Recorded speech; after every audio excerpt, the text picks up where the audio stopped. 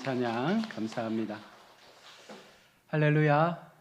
이제 아침 저녁으로 완연한 가을이 왔을 만큼 시원한 온도가 우리 마음에 딱 와닿는데요. 여러분, 우리 가을이 되면 우리가 늘 생각하는 것들이 있잖아요. 어떤 것들을 생각하십니까? 가을 되면 우리가 추수를 생각하고 또 단풍도 생각하고 여러 많은 것들을 우리가 생각하게 되는데, 우리 믿음의 성도들에게 가을하면 생각해야 될 것이 있다면 무엇입니까? 열매. 네, 우리가 가을이 되면 더 기도하는 자리에 나와서 하나님 앞에 우리가 영적인 호흡을 가지고 우리의 삶을 더욱더 아름답게 열매 맺는 삶으로 그렇게 마무리를 해야 될 그런 계절이 아닌가 싶습니다. 우리가 사계절을 보내면서 그때그때마다 만나는 하나님께서 우리에게 주시는 은혜가 다양하지 않습니까? 결과적으로 우리는 이 사계절을 겪는 것처럼 인생의 사계절을 통해서 하나님 앞에 우리의 믿음의 열매도 어느 순간 맺게 된다는 것입니다. 그러하기에 우리가 인생을 살면서 기왕이면 예수님을 잘 믿어서 그 믿음의 자리 속에서 하나님이 주시는 그 복을 나의 복으로 만들어가는 그런 은혜가 있기를 주의 이름으로 축복합니다. 우리 모두가 복 받기를 원합니다. 그렇죠? 네. 건강의 복이 될 수가 있고 자녀의 복이 될 수가 있고 또한 물질의 복 혹은 마음의 평안을 주는 그런 평안의 복이 될 수도 있습니다. 오늘 본문에서는 중요한 하나님의 교훈을 전하고 있는데, 복을 받는 것도 너무나 중요한데 그보다 더 중요한 것은 그 받은 복을 끝까지 지켜내는 게 중요한 거예요. 우리가 어느 순간 하나님을 믿다가 은혜를 받고 믿음의 복 가운데 들어와서 열심히 신앙생활을 하지 않습니까? 그러면서 하나님의 살아계심을 찬양하고 우리가 받았던 은혜의 간증도 나누지만 어느 순간 조금씩 내 마음이 세상 가운데 빠져들다 보면 하나님과 세상을 겸하여 믿게 되고 어느 순간 이제는 그 믿었던 하나님마저도 우리의 삶에서 놓치게 되는 경우가 있는 것입니다. 그러면 그때 우리 가운데 나타나는 것이 무엇입니까? 하나님께서 우리 가운데 주셨던 그 모든 복이 어느 순간 사라지고 없어지게 됨을 본다는 것입니다. 이스라엘 백성이 애굽에서 나와서 광야를 거쳐서 가나안 땅에 들어가는 것은 어떻게 보면 굉장한 하나님의 은혜였습니다. 그런데 문제는 그 복을 끝까지 누릴 수 있느냐 없느냐, 여기에 그들의 이 성공의 성패가 달려 있는 것이죠. 우리는 이런 마음을 갖습니다. 예수 믿고 구원 받으면 되지. 이것만큼 큰 복은 없습니다. 그러나 예수 믿고 받은 그 구원의 복이 우리의 삶에서 계속적으로 지켜지고, 특별히 하나님께서 우리 가운데 말씀하여 주시는 그 은혜의 약속들이 나의 삶을 통해서, 나의 순종과 섬김을 통해서 계속적으로 나의 시간 속에 채워지는, 여러분, 그 은혜를 경험하는 것도 너무나 중요한 것입니다. 그래서 처음 믿었던 우리의 신앙과 마지막 죽음 앞에 도달했을 때 우리가 하나님 앞에 고백할 수 있는 그 신앙의 그 모습들이 동일해야 된다는 거예요. 그 믿음의 열정과 하나님을 향한 뜨거웠던 그 마음의 소원들이 마지막 순간 하나님 앞에 설 때까지 우리는 같은 마음으로 주님 앞에 우리에게 주신 그 은혜의 복들을 지켜가야 하는 줄로 믿습니다. 그 복을 끝까지 지켜내는 지혜로운 신앙, 과연 오늘 우리에게는 있을까요? 우리는 과연 어떤 마음으로 이와 같은 은혜의 모습들을 하나님 앞에 세워가고 있습니까? 오늘 말씀을 보시면 하나님께서 두 가지의 명령을 우리 가운데 주시고 있습니다. 8절과 16절에서 두 가지의 명령을 주시는데, 8절은 오늘 내가 너희에게 명하는 모든 명령을 지키라 라고 하는 하라는 명령이고, 16절에는 너희는 스스로 삼가라 라고 하는 하지 말라고 하는 명령을 주고 있습니다. 이 두 가지의 이 명령 속에서 할 것과 하지 말 것, 여러분, 이것을 주시는 것은 하나님께서 그냥 너희가 나의 백성이니 이렇게 해라 하지 말라고 주신 것이 아니라 이 명령 속에는 반드시 우리가 지켜내야 될 순종의 결단이 있어야 한다는 것입니다. 우리가 얼마나 많은 말씀을 듣습니까? 이런 것들은 해야 합니다. 이런 것들은 하지 말아야 합니다. 강단에서 말씀이 선포되어지기도 하고 우리가 말씀을 읽으면서도 그런 은혜들을 경험하기도 하지만, 중요한 것은 하라는 것과 하지 말라는 것에 대해서 우리가 순종하지 못하면 그것이 아무런 의미가 없어지는 것입니다.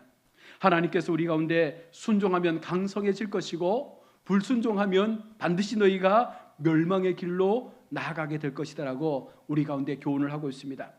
하라는 것과 하지 말라는 것, 이 둘 모두가 우리에게 요구하는 것은 순종의 삶이라는 것입니다. 여러분, 어떤 것은 하고 어떤 것은 하지 말라는 것이 아닙니다. 하나님께서 주신 모든 말씀 속에서 하라는 것은 우리가 순종으로 하는 것이고, 하지 말라는 것도 순종함을 통해서 그것에서 우리의 신앙을 멀리하는 것이 바로 하나님 앞에 우리가 이 복을 지켜내는 방법이라고 오늘 성경은 말씀을 합니다. 한 번은 어떤 아버지가 아들에게 원하는 자전거를 선물로 사주었습니다. 아들은 너무 기뻐서 늘 자전거를 타고 다닐 때 아버지가 한결같이 아들에게 주는 말씀이 있습니다. 길에서 장난치지 말고, 위험하게 자전거 타지 말고, 교통신호 잘 지키고, 안전장구 잘 장착하고 그렇게 자전거를 타거라. 이 말을 잘 지키면 자전거가 이 아이에게는요 큰 기쁨이 되지만, 그 말씀을 순종하지 않게 되면 어느 날 사고가 나서 이 자전거가 오히려 그에게는 화가 될 수가 있는 것처럼, 여러분, 우리가 하나님에게 주신 이 복음의 말씀, 이 복된 말씀을 어떻게 우리가 행하고 어떻게 지킬 것인가, 나의 신앙 속에 어떻게 우리가 이 말씀 앞에 우리의 삶을 순종함으로 내어놓을 것인가, 여러분, 그것이 우리가 마지막까지 하나님의 복을 지킬 수 있는 방법이라고 말씀하고 있습니다. 먼저 우리가 순종을 통해서 받는 복에 대해서 8절과 15절은 아주 길게 설명을 하고 있습니다. 이스라엘 백성이 하나님의 말씀에, 그 하라는 말씀에 순종하면 놀라운 복을 주시겠다 약속을 합니다. 먼저는 강성케 한다. 무슨 말씀입니까? 외부의 적들로부터 이 민족이 결코 어려움을 당하지 않는 것입니다. 강한 나라로, 부강한 나라로 강성하게 세워질 것입니다. 또한 적과 꿀이 흐르는 땅에서 번성케 될 것입니다. 백성의 수가 늘어날 것이고 자손들이 늘어날 것이며 그들의 소유가 더욱더 많아져서 하나님께서 약속하신 그 번성의 복이 그들 가운데 임하게 될 것입니다. 또한 이른 비와 늦은 비로 풍성한 곡식과 포도주를 얻게 될 것입니다. 가축이 배부르고 들이 푸르게 하실 것이다 말씀합니다. 강성하고 번성하고 풍성케 하시는 이 놀라운 복이 우리가 하나님의 명령을 따라 하라는 그 말씀들을 지켜 행하면 이와 같은 하나님의 은혜가 우리 인생 가운데 나타난다라고 말씀합니다. 하나님은 자연의 질서까지도 움직여가면서 순종하는 백성들에게 복을 주시겠다는 거예요. 지금 강릉에 비가 오지 않아서 얼마나 많이 힘들합니까? 하나님께서 그와 같이 이른 비와 늦은 비를 허락하셔서 우리에게 적절한 하나님의 복을 계속적으로 누릴 수 있는 삶을 주시겠다 말씀합니다. 언제요? 말씀에 순종할 때, 하나님께서 하라고 말씀하시는 그 명령 앞에 순종할 때 우리가 하나님 앞에 그런 복을 받게 되는 것입니다. 시편 119편 165절은 이렇게 말합니다. 주의 법을 살아가는 자에게 큰 평안이 있으니 그들에게 장애물이 없으리이다. 우리가 하나님의 말씀 앞에 그 말씀을 붙잡고 순종할 때 평안이 임하고 우리를 둘러싸고 있는 모든 장애물들이 어느 순간 사라지게 될 것이다 라고 주님은 약속하고 있는 것입니다. 여러분, 우리가 하나님을 믿으면서 늘 우리는 어중간한 신앙을 가지고 하나님을 믿습니다. 그러면서 우리가 하나님 앞에 원망하고 고백하는 것이 무엇입니까? 하나님, 왜 내 기도는 들어주지 않습니까? 하나님, 왜 나에게는 이런 어려움이 있습니까? 하나님, 왜 나는 하나님 앞에 예배하고 교회를 다니는데도 불구하고 이런 계속되는 어려움과 환난들이 나의 삶을 힘들게 합니까? 여러분, 고백하지 않습니까? 여러분, 그때 우리가 기억해야 되는 것이 있습니다. 무엇입니까? 하나님께서 진정 우리 가운데 말씀하신 하라고 명령하신 그 모든 것들을 우리가 얼마나 순종하며 지켜냈는가가 여러분 하나님 앞에 우리가 물음표로 던져져야 되는 거예요. 우리는 하나님 앞에 순종하지 않으면서 그저 교회 나와주는 것으로, 그저 얼마 헌금하는 것으로 내 할 도리를 다 했다라고 믿으면서 하나님 앞에 그 복을 구한다는 것 자체가 되게 이기적인 신앙인 것이죠. 하나님은 절대로 그렇게 우리를 값싸게 동정하거나 우리에게 그런 하찮은 은혜를 주지 않습니다. 전심을 다해서 하나님을 믿고 그 믿음의 전심 속에서 말씀 앞에 내가 끝까지 순종하는 삶을 살아내고자 할 때 하나님의 약속의 복은 반드시 임하게 되는 것입니다. 오늘 주신 말씀처럼 우리의 삶이 강성할 것이고 우리의 모든 형편이 번성할 것이며 모든 것들이 풍성한 은혜 속에서 살아갈 수 있는 모든 것들로 나타나게 되는 것입니다. 여러분, 기억해야 될 것은 이것은 우리가 구해서 얻는 것이 아니지 않습니까? 오늘 말씀을 보십시오. 너희가 이렇게 살아내기만 하면 이 모든 복을 너희에게 내가 약속으로 주겠다라는 하나님의 약속의 말씀인 거예요. 내가 무언가를 하나님 앞에 요구하고 이 기도를 올린다고 해서 얻어지는 것이 아니라 너무나 간단한 것입니다. 말씀대로 살아내면, 믿음 앞에 순종의 삶을 살아내면 우리가 구하지 않는 모든 것까지 하나님께서 약속하신 대로 다 채워주시겠다 말씀하고 있는 것입니다. 그러니 여러분, 우리가 인생 속에서 믿음의 생활을 살아가면서 하나님 앞에 간구하는 기도의 제목들을 한번 생각해 보십시오. 어떤 기도입니까? 여전히 세속적이고 여전히 나 중심적인 가치관을 가지고 기도한다면 이제는 우리가 그것을 벗어버리고 이제는 하나님의 마음을 가지고 하나님이 내게 원하시는 것이 무엇인가?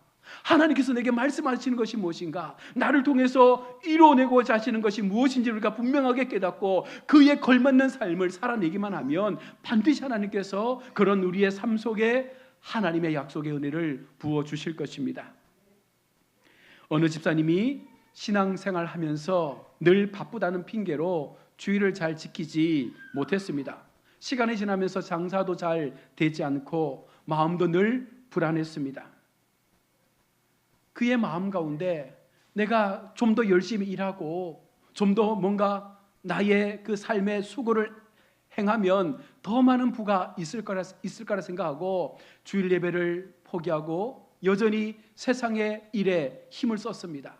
그런 마음이 계속해서 든 거죠. 왜냐하면 불안하니까. 다른 사람과 경쟁하기 위해서는 내가 그들보다 좀 더 잠을 덜 자고 열심히 살아내는 것이 맞다라고 믿었으니까 그렇게 해서 열심히 살았는데 그 속에 신앙이 빠지기 시작했습니다. 어느 순간부터 계속적인 불안함이 오는 것이에요.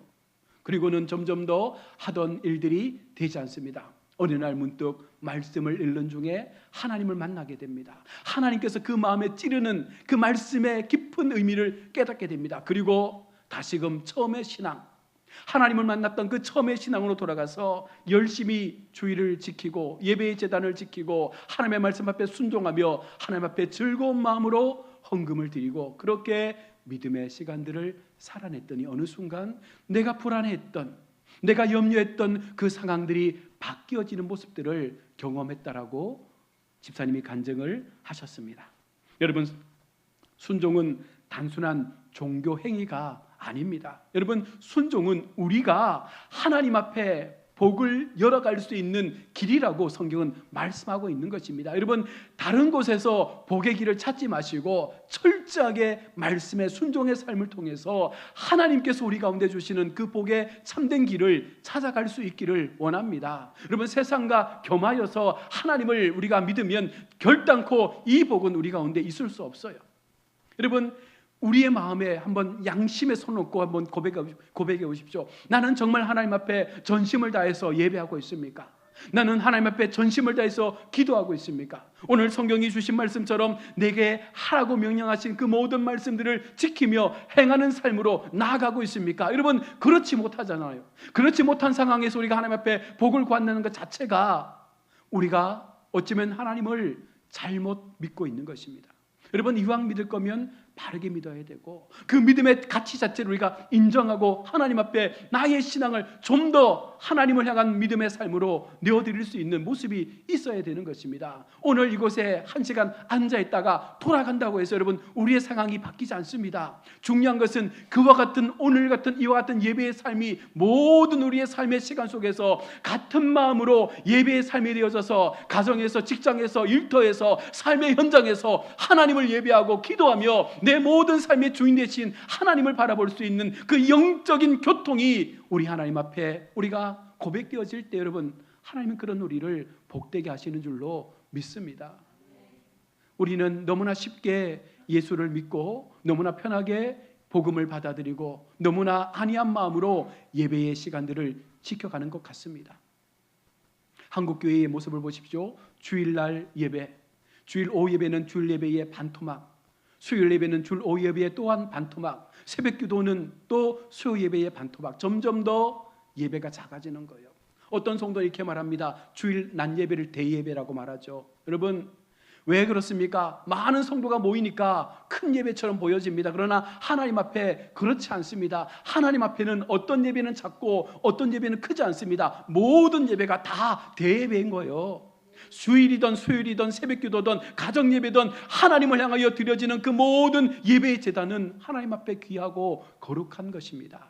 그러니 여러분, 우리가 어떤 예배든 우리의 마음 가운데 삼엄을 가지고 나가야 합니다. 여러분, 주일 한번 우리가 문 닫는다고 망하지 않습니다. 그렇게 해서 우리가 망한다면 여러분, 그것이 하나님 앞에 어쩌면 복이 될 수 있어요. 내가 주일을 온전히 섬김을 통해서 하나님 앞에 내가 그 복의 길을 막혔다라고 생각한다면 여러분, 그것이 어쩌면 더 큰 복이 될 수 있죠. 왜 그렇습니까? 우리는 그 시험을 지금 통과하고 있는 과정인 거예요. 온전하게 하나님을 섬겼더니, 온전하게 주일을 주님 앞에 드렸더니 지금 내 상황이 어려워지고 있습니다. 물론 그럴 수 있겠죠. 그러나 여러분, 더 믿음을 가지고 기다려 보십시오. 더 하나님 앞에 우리의 마음을 들여서 기다려 보십시오. 반드시 하나님께서 그 믿음의 시험을 통과하면 우리가 포기했던 것보다 훨씬 더 많은 것들로 우리의 삶을 복되게 하실 줄로 믿습니다. 여러분, 그런 믿음을 좀 우리가 간증적으로 가져보자는 거예요.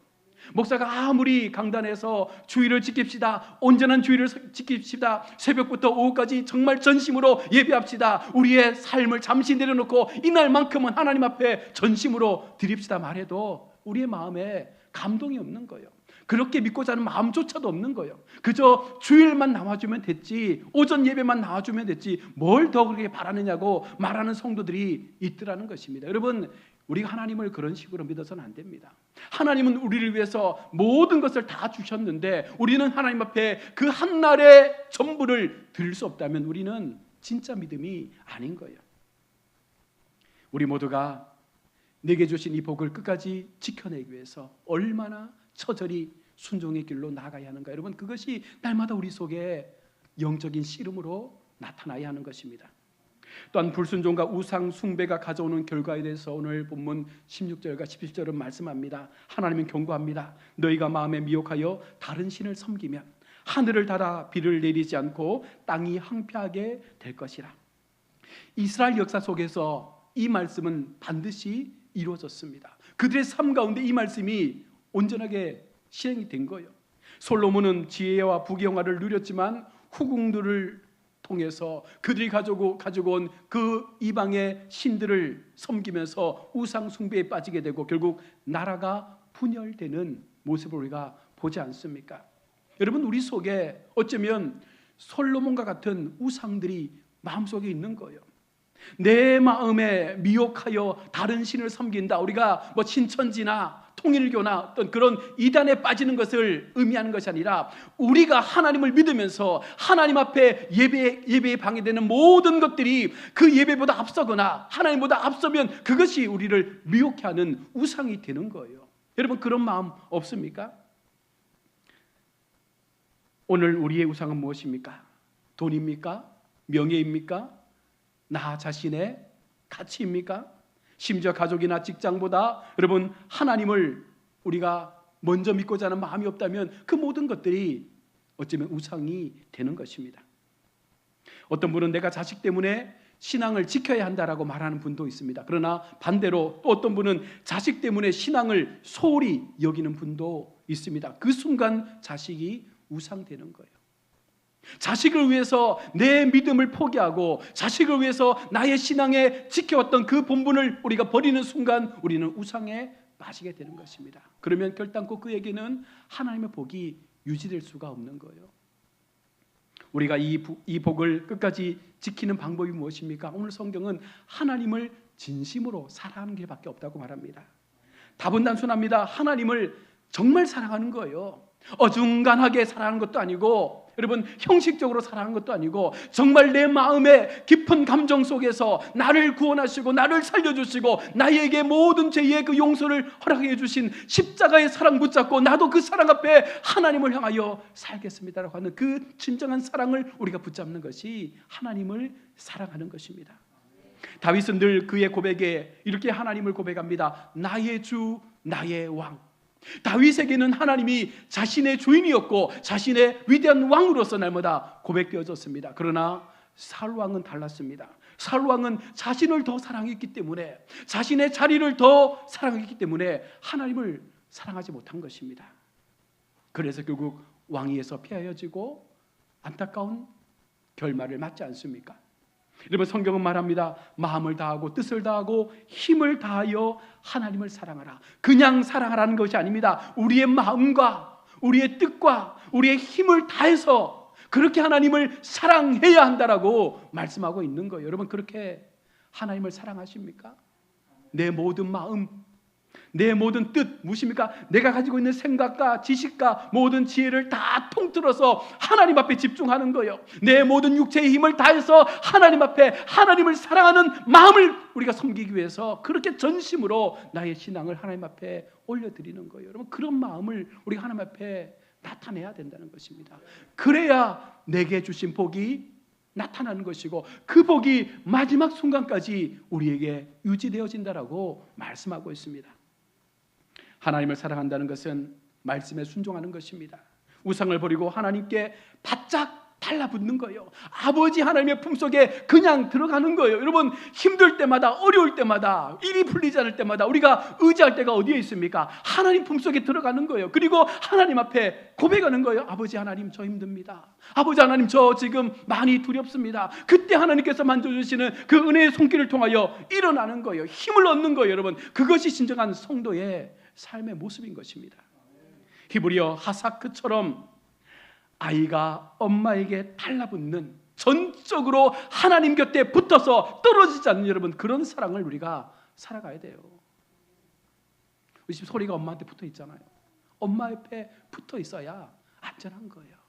하나님 곁에 붙어 있어야 여러분 안전한 거예요. 하나님의 사랑 가운데 우리가 깊숙하게 들어가서 그 사랑을 믿고 내 모든 마음과 뜻과 정성을 하나님 앞에 올려드릴 수 있는 그 믿음의 삶을 우리가 전심으로 살아내야 되는 거예요.